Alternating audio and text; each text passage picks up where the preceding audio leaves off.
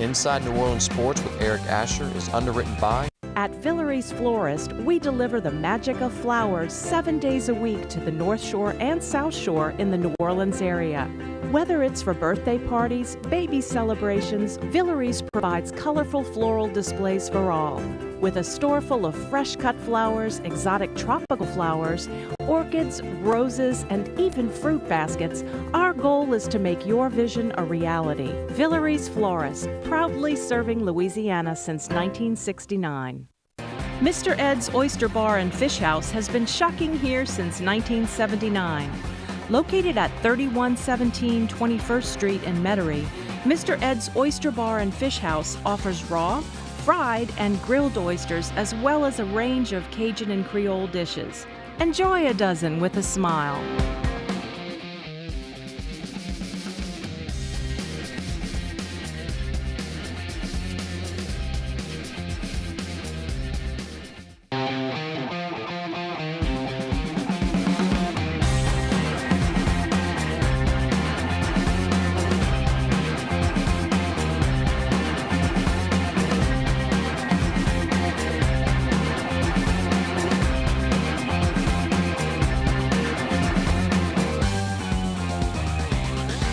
Good evening and welcome to another edition of Inside New Orleans Sports. I'm your host, Eric Asher. Over the next hour, we're talking NFL Draft with the NFL Draft expert. Mike Detillier is with us, and as always, folks, you got to have this magazine. It's the Bible.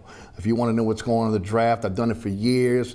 Long before I got it back into broadcasting, Mike was sending this to me in the mail, and I can tell you what, for years and years and years, I had stacks of them in my house until Katrina took them away. This is the way to go right here. And Mike, welcome to the show. And thank you, Eric. How many years now, Mike? Do you want to say? It's 33. I'll tell you what, it is chock full of everything you need to know about the draft, and congratulations. Talk about this. Talk about this particular edition as opposed to what you've done in the past. Is it getting easier? Is it getting a little bit harder to do? Information is easier. Right. Film is easier to get than ever before. You don't have a lot of seniors, so a lot of times you're getting 1 year of a look at a guy. Transfers that you didn't see a lot of that years ago. So that part has changed. And also, too, years ago where the running backs were the biggest area I did, not today. Right. Wide receivers. Yeah. That changed the world. 7-on-7. We've talked about it numerous times. It is game-changing on what 7-on-7 has done. So in some ways it's easier, in some ways it's a little harder. Right. Again, I'm doing it generically. I'm not doing it for a team. Yes. And specifically certain things that you're looking for, maybe team-wise. So in this year's draft, I think the obvious thing and early is going to be it's the best defensive tackle draft I've ever done. Right. Ever. Normally you have a one tier of guys, second tier, and then there's a big drop off. Defensive tackles this year, you have a tier.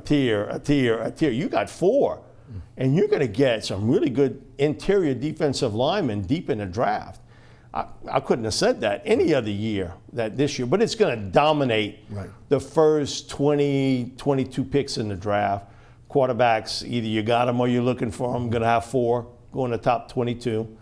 And I say this every year, and I'm a big believer in it, and it's basically held true. The one position that has constantly and consistently come up the draft charts for teams late, offensive linemen. Offensive line. You just don't have that many people. You know, the man upstairs only made a few people that big, that fast, that gifted, that talented. And you start to see that move. Well, if we don't get one here, we might not get one a little bit later on because they peel off the board pretty quick. It is a good year for interior linemen, but a really good year at the tackle position. Right. Mike, we always like to start off telling folks about what you're involved in. We know you're involved with WLAE Radio. We know you're on all over the country on national radio and local shows as well. You got the book. How can folks get the book? And you're also involved with Thibodeau Medical Center as well. So first of all, tell us about the book, and then tell us a little bit about what you're doing there. Sure. We still have some books available, so you can go saintsreport.com or MikeDetillier.com. And you can order it there, and we send it out that day or the next day. Right. So we get it out real quick. Yeah, I've been a spokesperson for Thibodeau Regional Medical Center and their wellness center. It's 6 years. Wow, that long. So I have a new $72 million facility, a workout facility 2.5 years in. I had over 500,000 people that have walked through those facilities. It's a game changer on the Bayou, which, you know, going through some economic difficulties with the oil and gas industry, because that's what it was built. You're talking about the Terrebonne, Lafourche, Assumption, St. Bernard. That's where all of this sort of was built at. And there's been some difficult times there, but the medical center has really been a big plus. And again, huge facility there, $72 million.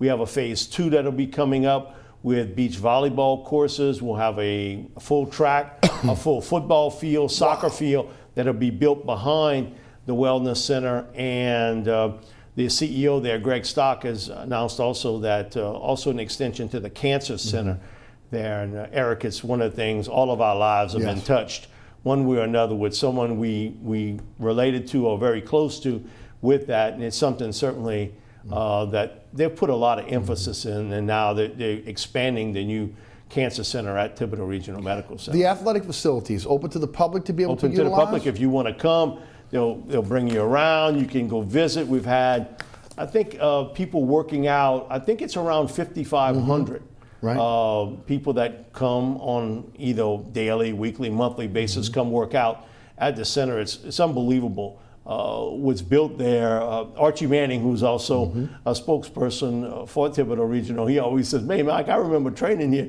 This is nothing but cane field." Right.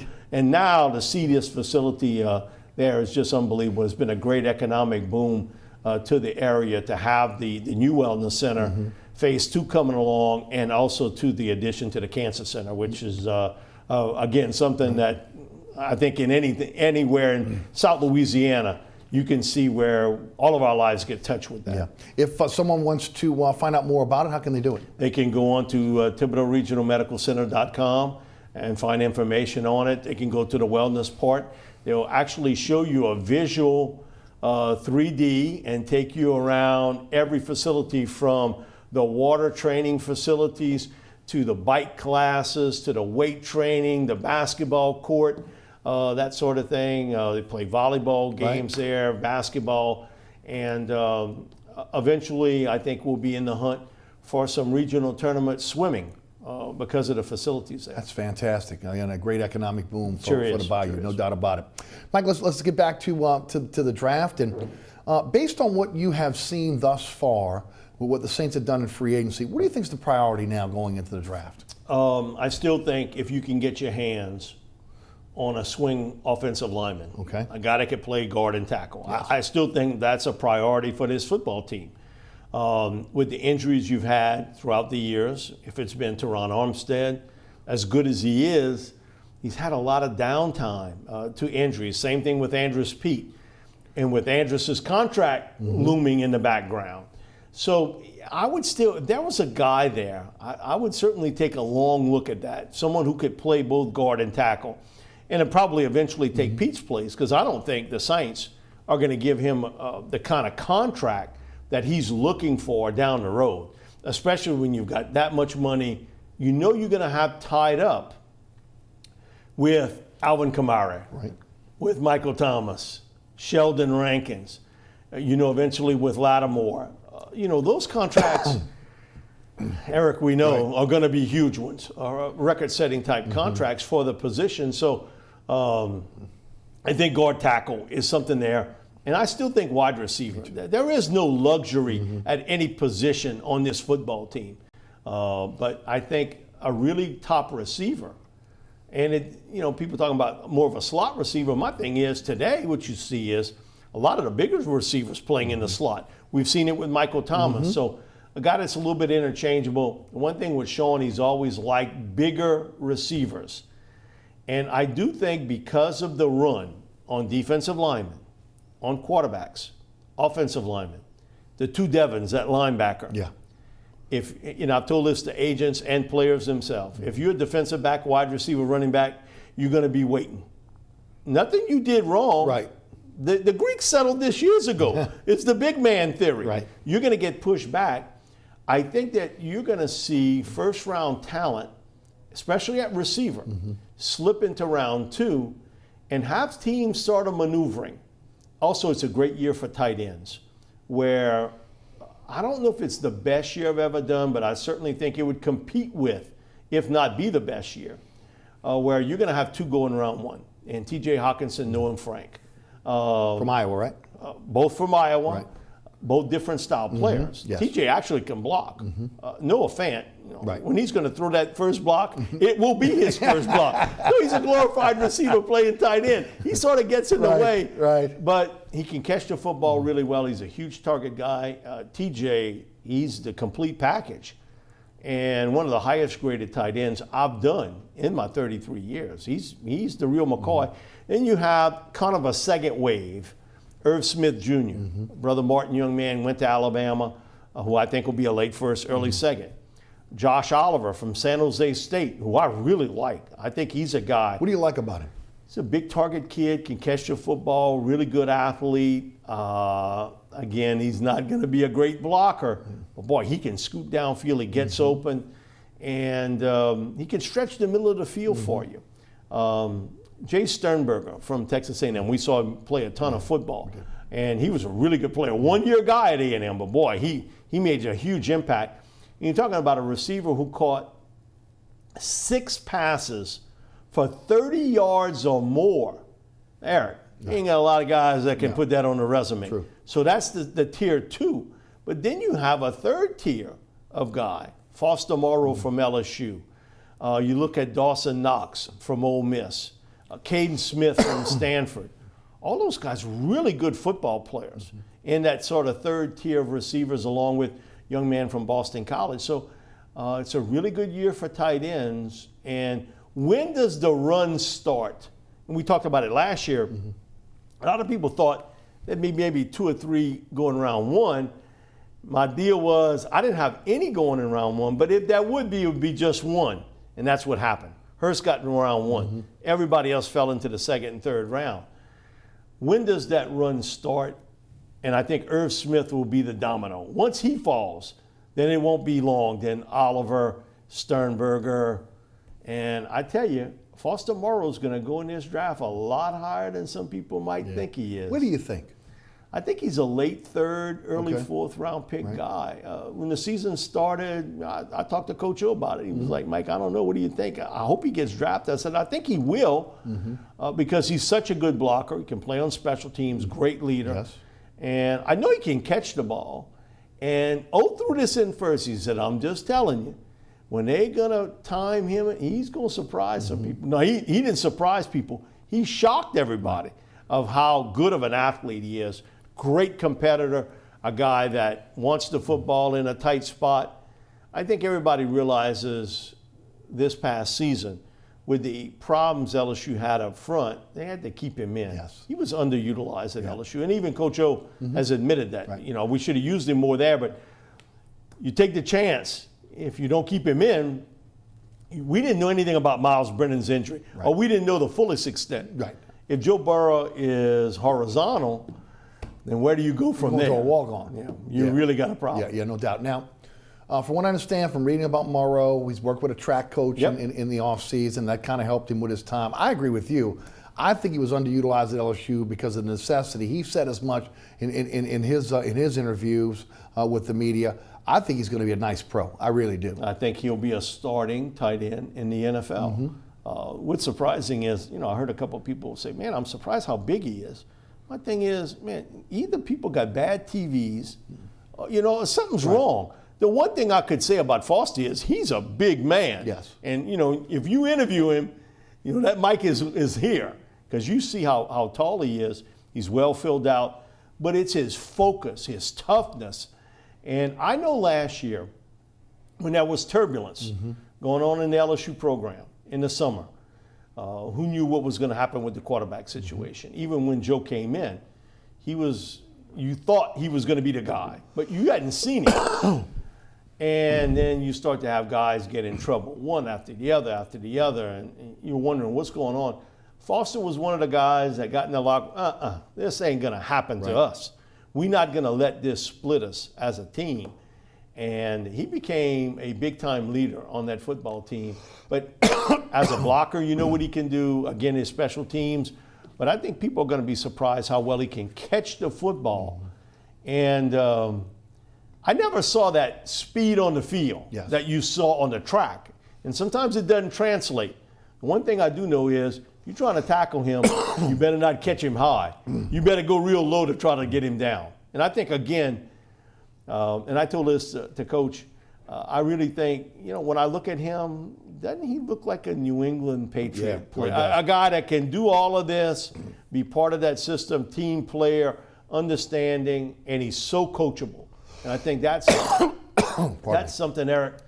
I think when you try to find out about a player, you hope you write about, because a lot of times information you get isn't accurate about how coachable he is. Sometimes it's a lot more about talent than it is about coachability. I think it's a huge factor today. I think a lot of teams are paying a lot more attention about.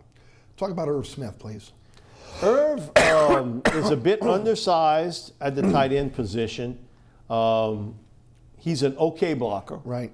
Good receiver. He's got some ability to stretch the field. He had 4 plays of 25 yards or more as a receiver. Now you might say, yeah, he had some pretty good targets and he did, but he showed he can run with the football really well after the catch. And again, you get in that late first round, early second, he's somebody that, man, I would love to have on my football team. Really tough competitor too. And he's gotten better as a blocker. I talked to Coach Jenkins, who worked with the defensive line. He said, having watched him the year before, the biggest jump with him was not as a receiver. It was as an inline blocker. Some are criticizing his size at 6'3". Okay. To me, that's big enough. Listen, I got a lot of 6'6" guys that can't play. Sure. I know Irv can play, so again, everybody's got a negative. You wish he was a little bit bigger, but 6'3" receiver in the middle of the field, those quarterbacks will find him. Right. We're going to take a quick break. When we come back, we'll continue our conversation with Mike Detillier. Again, Mike Detillier's draft guide. Just a few left. We'll tell you more about that as we go forward. You're watching Inside New Orleans Sports.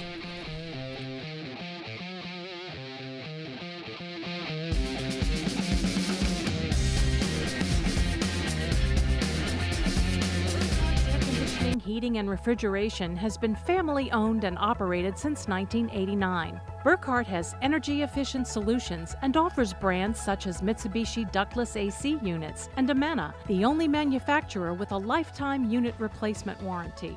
Burkhardt's offers maintenance bundle packages that include servicing your AC, generator, and tankless water heater. For more information on the services Burkhardt's provides, visit acpromise.com. Burkhardt's Air Conditioning, Heating, and Refrigeration, providing comfort for life.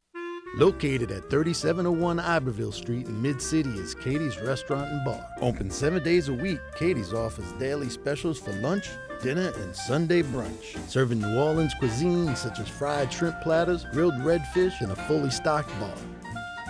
And don't forget about our expanded event seating and local entertainment. Featured on the Best of Food Network's diners, drive-ins, and dives, Katie's Restaurant and Bar. Welcome back to Inside New Orleans Sports. I'm your host, Eric Asher. Mike Detillier is with us tonight talking draft.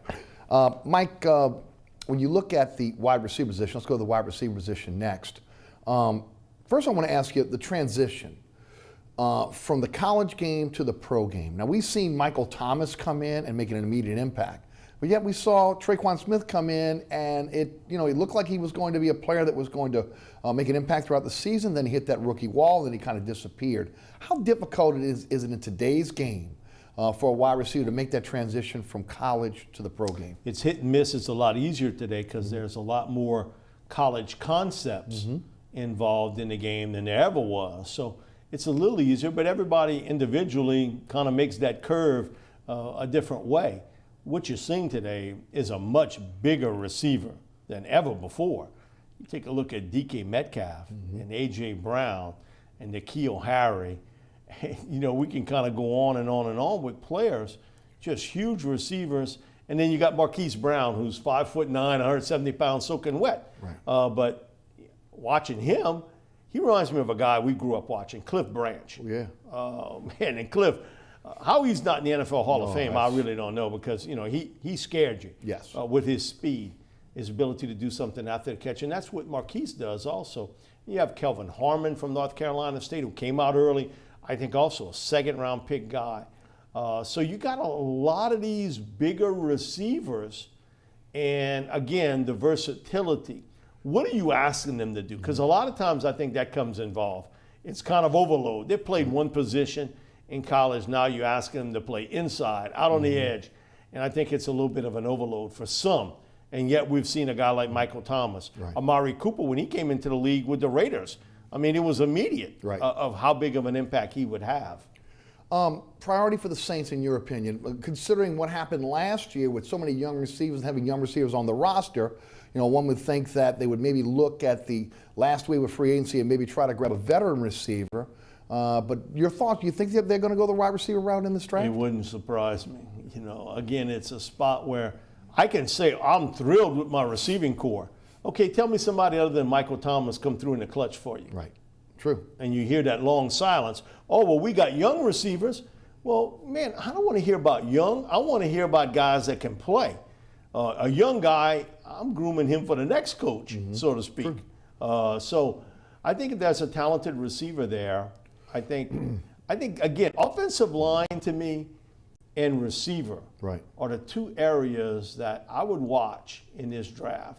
The wild card is defensive line, because you never have enough pass rushers.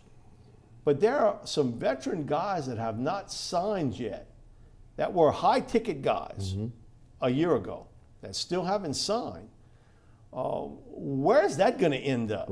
In a class so full of really talented defensive linemen. That's where the Saints have a little bit of a built-in advantage here. You know, I'm a playoff team, potential Super Bowl team. Come here, play for a year, rent player. Rent a player for a year, and then, you know, hey, throw yourself back out on the market. And we saw it. Even the Cowboys, what they did with Quinn. Basically, that's a one-year deal, and he throws himself right back on the market. It's pretty amazing, because I think you're 100% right. You know, you got a situation now where maybe years ago you didn't have this, especially in the 7 and 9 seasons, but you got yourself a Hall of Fame quarterback. You got a team that's on the cusp of going back to the Super Bowl, and guys might take maybe a little less money, especially if they're in the last few years of their career, or again, if maybe it's a prove it to me deal, to be able to go ahead and chase a ring. Well, hasn't New England written a book on this? There's no doubt about it. Bill Belichick wrote that years ago on how to do it. But in recent years, we've seen other teams copycat. I think Doug Peterson did it with the Eagles 2 years ago. He went out and kind of got some rent players. They got paid, and they weren't the same guy that they were in Philly. Last year, the Rams did the exact same thing. In essence, you saw what they were trying to do. They were trying to win that Super Bowl and know that would be a big exodus out of L.A. afterwards. I think what a lot of people don't know is how close they came to pulling off the Khalil Mack deal. Now, they were in the hunt there for Mack. And actually why they took the Bears offer was they felt the Bears would get higher picks. So they took the Bears offer instead of the Rams. So I think it is part of the new age of the NFL of, yes, I'm going to go out and get a veteran or 2 or 3. I know he's here for a year, maybe 2. And then, you know, I get one through the draft or through free agency and start the cycle all over again. But nobody's done it like Belichick. No one has done it like what Bill has in New England. You know, Mike, you've done this for decades now. You deal with general managers, you deal with scouts, you deal with player personnel directors in the NFL. What has Jeff Ireland meant to the New Orleans Saints, and what's different now than maybe pre-Jeff Ireland? I think a real strong voice in the ear of the head coach. You know, I live next door to a guy that coached for 50 years, and Joe Clark. Joe Clark, he always would tell me, Mike, we the worst talent evaluators in the world as a coach. Everybody, I think I can coach them up. You know? That's the nature of the business. And I think you always need somebody to say, hey, wait a minute. that's not a good idea. Or listen, I think this guy is exactly what we're looking for, and I agree with you, and let's make this maneuver. Right. So I think you got to have a trusted voice, but somebody that gives you a firm opinion. And it's sort of like that in what we do. Sure. Why should I turn on the radio or watch TV to hear somebody read script? Right. Give me an opinion, right or wrong. Sure. At that moment, if that's what you think and you can back it up with facts, let's do it. You got to do it. And I think it's the same way when you evaluate players. There's going to be a high miss point. You're not going to hit on all these guys. And all this stuff about, well, we can't bring in all these guys. They can't make this team. Right. Really? On this team? Every year, there are anywhere from 14 to 22 new players on every team in the NFL. It's the cycle. Don't tell me they can't make this team and how difficult. It might not be easy, but you can make this football team if you got the talent to do it. So I do think the trusted voice, and Jeff's kind of walked that aisle before. I thought he did a great job with the Cowboys, player personnel department, not so well as the GM in Miami. Right. And of course, I agree with you. I think again, he is a voice that Peyton trusts, and sometimes I think you got to maybe keep Peyton in the middle of the road here. I think he's fallen in love with players in the past. Exactly. I think all coaches do that. Right. You fall in love with the player. You maybe don't see, and probably the top 100 players pretty well. Right. Coming out of the draft. The real key to the draft is beyond the 100, of which you can get beyond that. Yeah, you want to hit on those early picks, no question. But on those later picks, you have to trust your regional scouts, your director of college scouting, and sort of the person who's running everything there to make sure, don't tell me a week after the draft, we should have gotten so-and-so. Tell me now. Hey, speak your piece. Right. Don't tell me afterwards. Tell me now about a player. And I think this is that time where a lot of people don't like the draft being extended out so long, but I do think it has a place where that scout can get in that room and say, hey, guys, if so-and-so's there, we got to take him in round 5. He'd be a great fit for us. Well, why? Give it to me. Tell me now. Don't go tell somebody in the media a couple days later, boy, did we screw up? Did we mess up? It's part of our book. We do it every year that I go to 12, 13 people in the NFL, ask them to evaluate the top 100, 110 players in the league. They all got different opinions. Every one of them. Sure. And all of them got a story. Man, let me tell you about what happened in our war room where my GM didn't want this player and that player, or my GM fought for this guy, my head coach got involved, and a couple of them, my owner came in and said, this is who I want. Now, do you have enough brass tacks, so to speak, to tell the boss, hey, we're not picking him? Right. So that comes into play. That's kind of behind the scenes with it. And I think you try to work that out before draft day hits. Talk about Marcus Davenport. No first-round pick this year because of giving it up last year for Davenport. Number one, do you think that he will be worth it in the long run? We saw an injury last year coming out of Texas San Antonio. The level, obviously, of competition is a little bit different. Give me your synopsis on what he did year one and what you anticipate year two. He's got a chance to be a special player as a defensive end. Now, he's sort of a puppy because of the fact that he was a wide receiver in high school, made the transition. When you watch UT San Antonio, they never played him in the same spot very often. They moved him around because, man, listen, if I'm going up against him, I see that guy. Hey, we got to do something blocking-wise. So if I'm the coordinator at UT San Antonio, I'm moving him around to make sure that he's not always going to get that. So I think the big thing with him is going to be lower body power. I'm a big believer in it, in working with track coaches, that the speed someone gets is that lower body. It's not from the waist up, it's from the waist down. And I think that's something he's got to get better at. Technically, he can get better as a technician. I think he's got a chance to be a special player because with that type build, that size, athleticism, man, you've got the ingredients here. And he's got a lot of hunger to do, again, always want to get better. He's sort of untouched in that area, and where I think that he's not a spoiled player because of how he got to college. Because you think 5 years ago in high school you're a receiver and you get to play defensive end and you moved all over. You become a first-round pick. You're an unspoiled player at that stage, and I think he's got the right mental capacity to get better. One of the things Ryan Nielsen told us this at the offensive defensive lineman camp was, I want to see how well he does when he's 0 for 20.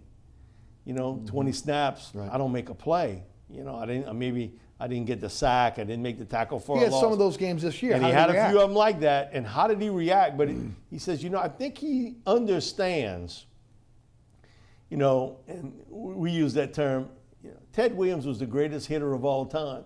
What was his batting average? Right. You look, and he batted 400 one time. And you think about, that's what's going to be when you're a defensive end. And yet you can also get multiple sacks in a game and cause big plays and that sort of thing. So I think he's going to get better. I think he's a very sharp young man, and he wants it. He wants to be great. And I think that's the big part about a player today.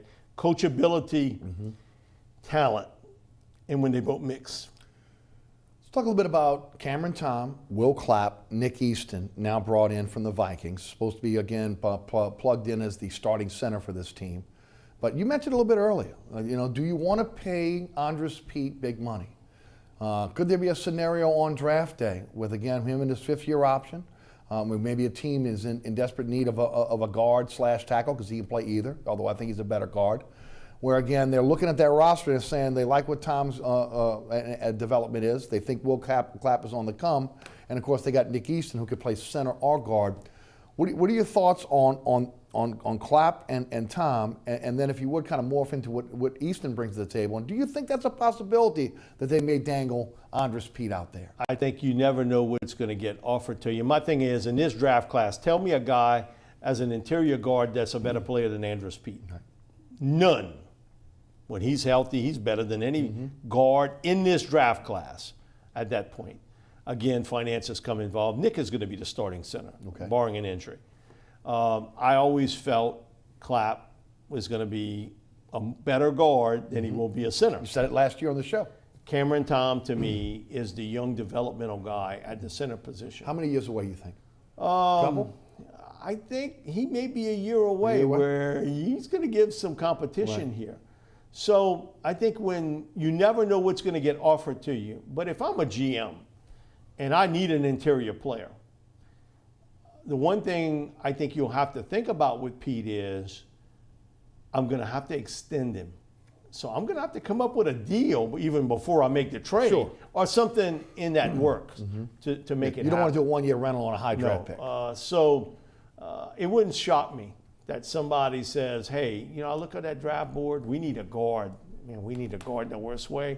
If I don't have to give up a first-round pick, maybe I can give you up a second, maybe a little bit later pick down the line. I might pull that deal off. And the Saints understanding that financially, he may not be able to fit into what you want to do. And you don't want to let a former first-round pick walk for nothing. And that's what can happen unless you're going to tag him. Because you'll get a third-round pick as compensatory. But my thing about it is, man, come on. If I can get more than that for him, I'm going to deal him off at this stage. But right now, it's apparent that they have not gotten that huge offer. But I think as these draft boards sort of settle in, and you start to think about, man, we wanted this certain guard, maybe he got picked, maybe I might have to make that trade. If there was a move, you still believe Easton stays at the center position? Oh, I have no doubt. I think Easton's the guy at center.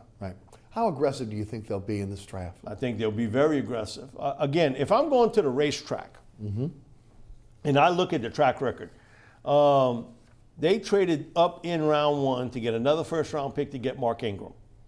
A couple years back, they traded up in round one to get Brandon Cooks.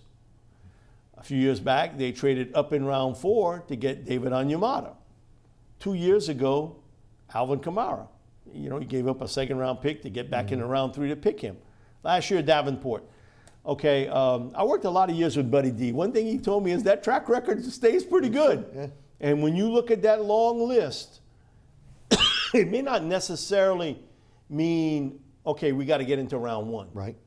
But to make maneuvers, maybe get an extra pick or to move up in a certain round, I'd be surprised, Eric, if it didn't happen. I'd be surprised they're sitting there at 62 waiting on that pick to come up. I'd be surprised at that, Right. too. I I do think it's an area where you do, no matter what, you do fall in love or like with a player Right.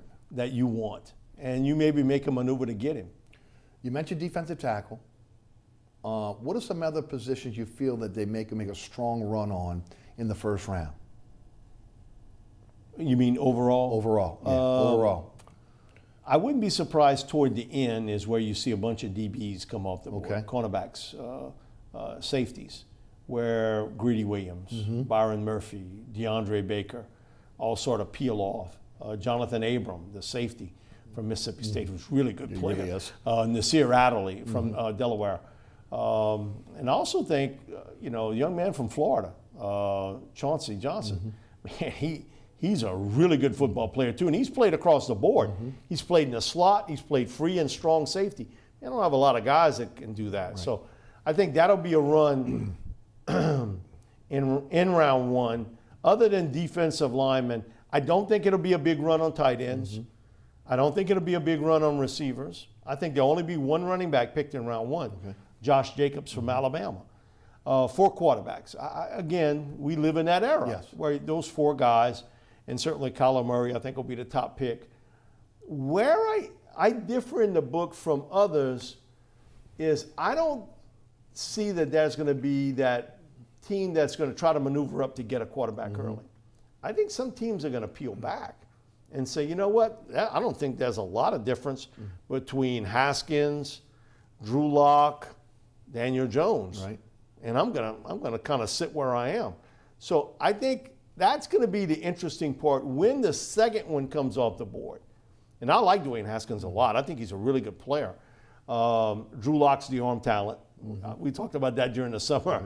And Daniel Jones is so Eli Manning-like. Right. Again, he was coached by Cutcliffe, who coached Eli. They similar size, do a lot of the same things when Eli was that age. So I think 4 quarterbacks will be off the board, first 21 picks. So I would say that's a run too. When you got 4 quarterbacks that come off the board that quickly, that's fast. But I'll say that I guarantee you next year, I'll be saying the exact same thing. Right. Kyler Murray, small, Brees is small, athletic, more athletic than a Drew Brees. Talk a little bit about his attributes and if you think he is a bona fide sure thing in the NFL. I don't know if anything's a bona fide sure thing, but you never can build a team on exceptions to the rule. Okay, you can't do it. They got him listed, what, 5'10", 5'11"? Yeah, that's them at 5'10", man. Because I always said if he clocks over 5'10", I'm 7 foot. Right. I mean, because you stood next to him. I would thought. My guess would have been he's 5'9", 5'9 and a half. Okay. So stretch it to 5'10", whatever. I mean, that's close enough for me. And that doesn't bother me as much as his build. He is sort of a thin-framed guy. When you go up to Russell Wilson's pretty packed, built-wise. But Kyler is so gifted as a passer. And people say, well, you always got to move him around. All I know at Oklahoma, he threw 88% of his passes from the pocket. So explain to me that. Right. Tremendously athletic. He scares the bejesus out of you. Because when he takes off, he's a track sprinter. Who can you compare him to former NFL players as far as his athletic ability? He's a better passer than Vic. Right.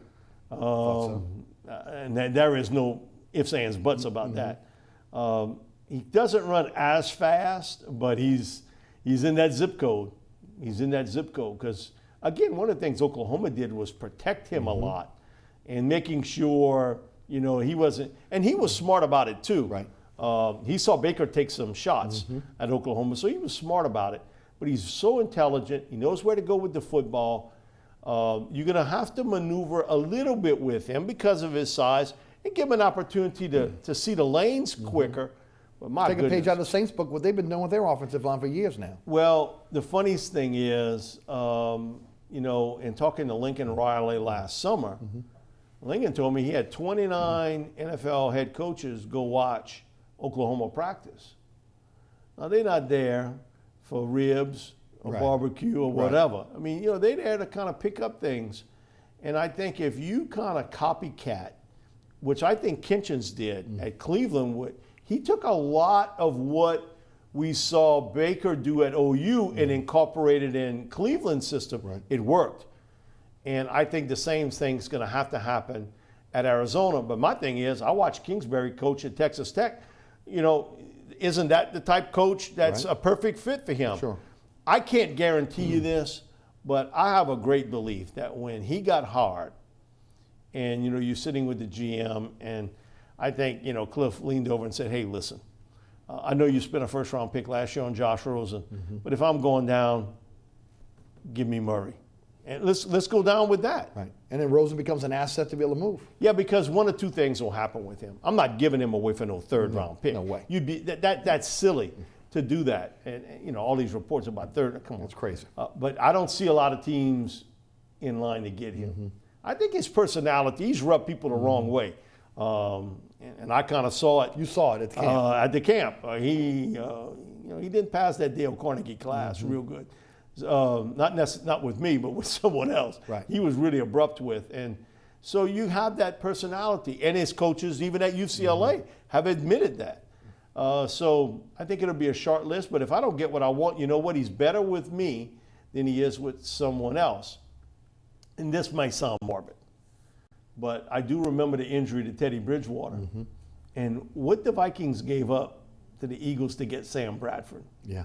And, that situation could happen, that I'm sitting there, preseason, starter goes down, and I got a big asset in Josh Rosen that I could get more for then, because I'm on the hot seat now. I got to have him, than I would maybe closer to draft time. Mike, tell me Devin White's not going to end up with the Tampa Bay Buccaneers. I wouldn't be surprised he does. I mean, they have a thing for LSU players and LSU linebackers. They do. And Quan was great there when he was healthy.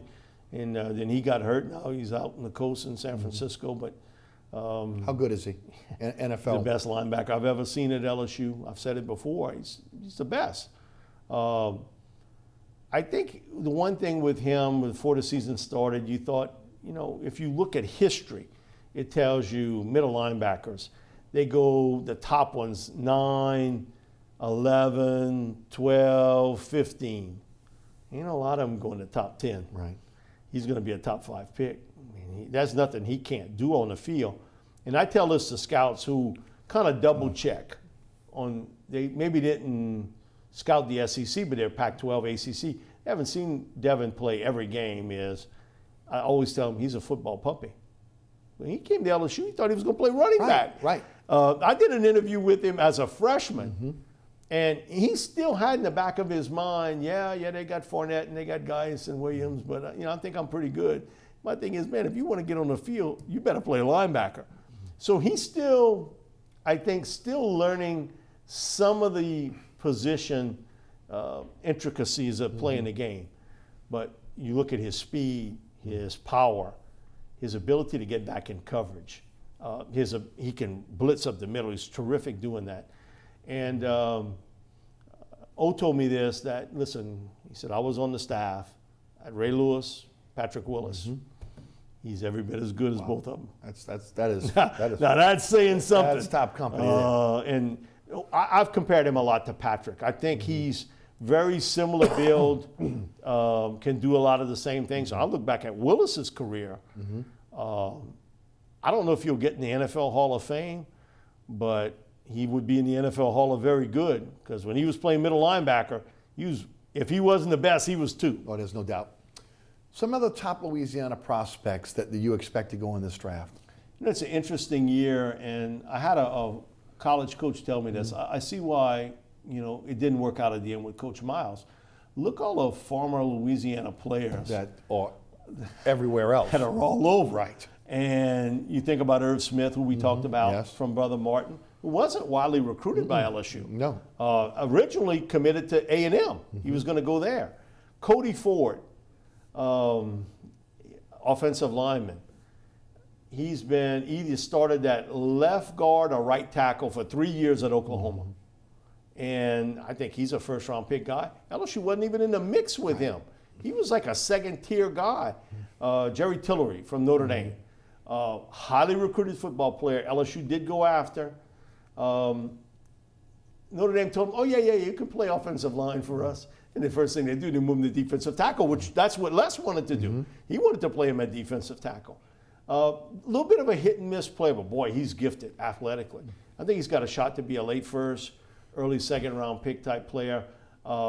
Isaiah Buggs from Ruston. Right. Went to JUCO, committed to LSU. When Coach Miles got fired, reopened the process. Nick came in and end of story. Played defensive end, defensive tackle. He's a dual player.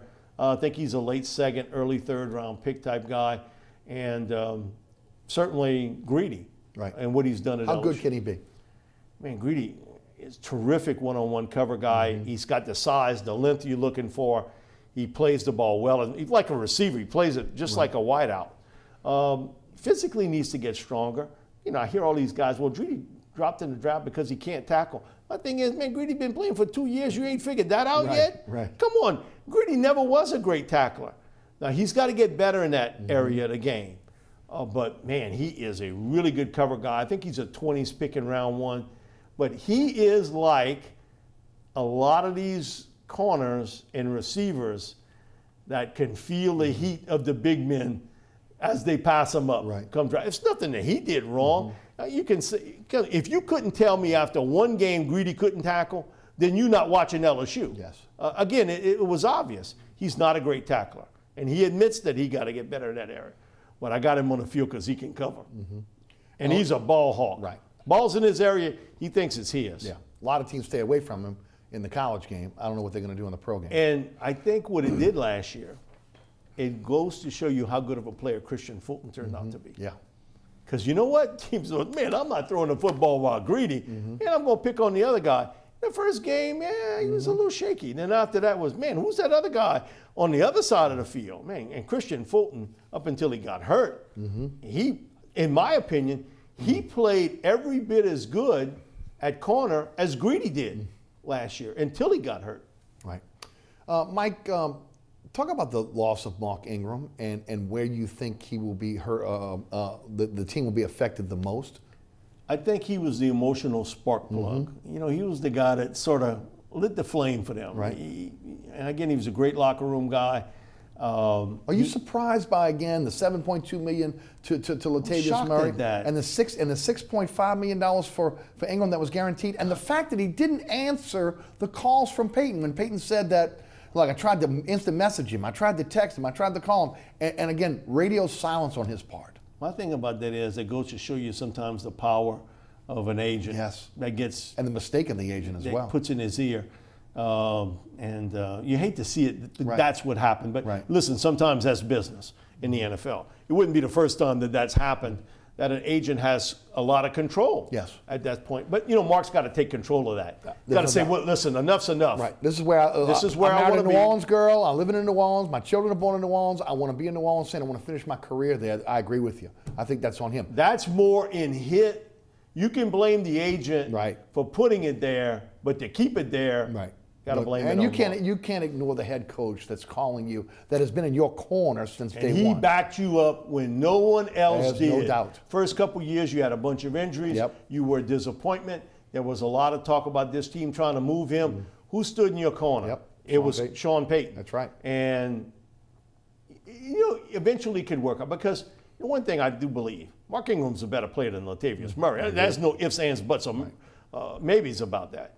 He's going to be a bell cow runner with a team that's going to run the football Yes. a lot in Baltimore Oh, yeah. because of Lamar. Right. He's still developing his skills as a passer. And he's not going to be the 1B anymore. He's going to be the 1A. And, years ago I heard Joe Horn say it. It's a big difference between being a number 1 and a number 2 receiver. Well, especially when they got all those guys in the box now because of the fact that, again, you still got a second-year quarterback who hasn't proven he can really throw the ball effectively yet. Yeah, and so Murray steps into, I think the perfect spot there's no here. doubt. I don't have to be the number 1 guy. I know my role on the team. I'm going to get a certain amount of touches. One thing is he's a good pass protector, which Mark was really good He at. really was. He made himself I into think that is the one area I've watched a lot of Murray, and he's pretty good at it. Yeah. Man, Mark was really good at it. And Mark became a better receiver with the Saints. Agreed. I thought he made himself into a better football player than when he got here. There's no question about it. But I think more of his leadership, his emotional spark. But I will say the one guy they didn't bring in, and man, he's a live wire with no insulation, and that's Jared Cook. Talk about it, because that was where I was going next. He's a guy that, man, he's excitement, you know, and he wants the football. We did a wide receiver camp, and he came over, and I really think he was talking about himself here. He was talking to the receivers about, I don't want to hear any of you guys complain about not getting the ball. You get open in college, in the professional ranks, a good quarterback is going to get you the football. Work at your trade. Be a better route runner. Have a good rapport with your quarterback. Listen, Eric, if I wouldn't know any better, I would swear he's telling you that's maybe why I struggled a little bit early in my career. Now, all of a sudden, I got that, but he is an emotional guy out on the field. He's a pumped-up receiver playing tight end. Right. But he's perfect for this offense. He's stretched the middle of the field. And at 32 years old, I think he's going to be 32 now because he's 32 in April. God still blessed him athletically. Right. Man, he can still run. I mean, he was a great track sprinter in high school, and so he still has a lot of that in him. You know he's probably a rent player. Right. He's a two-year guy, yeah. and then out. So that'll be interesting to see how the Saints look at this too, and that they've had some difficulties at times in the red zone. If a certain tight end is available, and maybe stealing something that Bill Belichick did. Remember a few years back, he had Aaron Hernandez and Gronk. And Gronk, both. And it was like, okay, you guard him. And, you know, Aaron was okay as a blocker, but Gronk was a great blocker. But both of them could catch the ball, and both of them could do something after the catch. So would you look at that and say, you know what? That fits what we do, especially if I can flank him out. Right. As a receiver. Right. At times. And Mike, that's why I agree with you. I believe the Saints will look hard at the tight end position in this draft, because I believe it's a 2-year rental or so, and then you have an opportunity to bring in a guy that maybe can block as well as catch the football. I don't think it's out there. I don't think it precludes the Saints from going away from the tight end position in the draft because they got Jared Cook. Yeah, and if you're looking for the blocker, that's what Josh Hill does. Okay? Right. You know, that's what Josh does at this stage of his career. You know, come on, Dan Arnold, you know, he's a developmental guy at best at that tight end position. You can't compare him to Jimmy Graham and some of the other things that were written early on about him. You know, he's still learning how to play tight end. No, I agree with you. I think the tight end position is one that's still in the back of your mind, and the different things you can do with it today, because when you look at the college football world, you know, it's spread out all over. You know, so a lot of times we get kind of hard on the tight ends that they don't block. Well, they're not asked to do it. It's a different world now. Yeah, because I spread you out. I'm not asking you to block, Right. You know, as an inline blocker. When you grade this draft and you look at all the drafts you've done, let's just say just in the recent history, how much talent, how talented is this draft? It's a middle of the road draft. It's not one of the better drafts I've done. It's really great at defensive tackle, really good at tight end. They have some depth at the receiving core. I've never done more receivers profiled. I think I did 49. Wow. I don't ever remember doing 49 in a book. I think it's good at the safety position. And I'm glad that's something that changed. I got to talk to Ed Reed during the summer. And Ed was like, man, why don't they pay us no more? He was like, you know, look at Tyron, man. You know, Tyron's an unbelievable player. Right. How come nobody signed Kenny Vaccaro? He said, listen, I understand, you know, the political part with Ed Reed, but come on, you can't tell me Eric Reed can't play in the NFL. Why isn't he signed? And he signed late with the Panthers. He's like, look what they asked us to do at safety. They want you to cover like a corner, and then they put you in the box and want you to play like a linebacker. Right. So he said, why don't they want to play us? And now the rules have changed. And now everything changed. Right. Now you didn't see that long wait for safeties. They got paid this year coming out. And I do think that is going to have an impact on this draft on how early the safeties go. I think there'll be 2, maybe 3 going round 1. And I think you'll see 3 or 4 go in the second round, 3 or 4 go in the third round. You got to have that guy that can match up. The guy that can only play the run, Eric, extinct. You're a dinosaur in this league today. And Ed's exactly right. They're asking you to cover like a corner, and then they want to roll you up in the box. They take the linebacker out. Okay, you play the run too. Right. So those guys, you're seeing a different breed. And even at LSU, what they did with Grant Delpit, look what they're doing with him. Right. And the kid they brought in from Houston, and Marcus Brooks, he's going to be Grant Delpit part 2. Right. He's a 6'3", 200-pound guy that eventually will be 215, 220. You're going to use him in coverage. You're going to use him up on the line of scrimmage, blitzer. I think that's the new wave in not only college football, but the NFL sees, okay, we can get that type of guy. We're going to put him in our league too, doing the exact same thing. I almost don't want to ask this question because it's not fair, because it's a 62nd pick in the draft, but a bullpen of maybe some players that the Saints might have an interest in. I think Jay Sternberger from Texas A&M at tight end. Keem Butler, wide receiver from Iowa I've heard a State. lot about him lately. Big receiver, catches the ball well. Again, Sean likes that big receiver. And kind of a wild card pick, and it would be Darrell Henderson, a running back from Memphis. And why? Because in the second round. In the second round, because, man, playmakers are hard to get. Right. Guys that can put the ball in the end zone. What are his attributes? Speed, averaged 8.2 yards a carry at Memphis. Right. My thing is, people, oh yeah, but look at the conference he played in. Man, I don't care what conference you played in. You averaging 8.2 yards a touch as a runner. That's pretty strong. And I think if there's a lineman that has had some work at tackle and guard, I would consider it. I think if there's a trade up for the Saints, I think it would be for that guard tackle or that wideout. That's just my feeling. Right, sure. If they trade up, get a little early in round 2.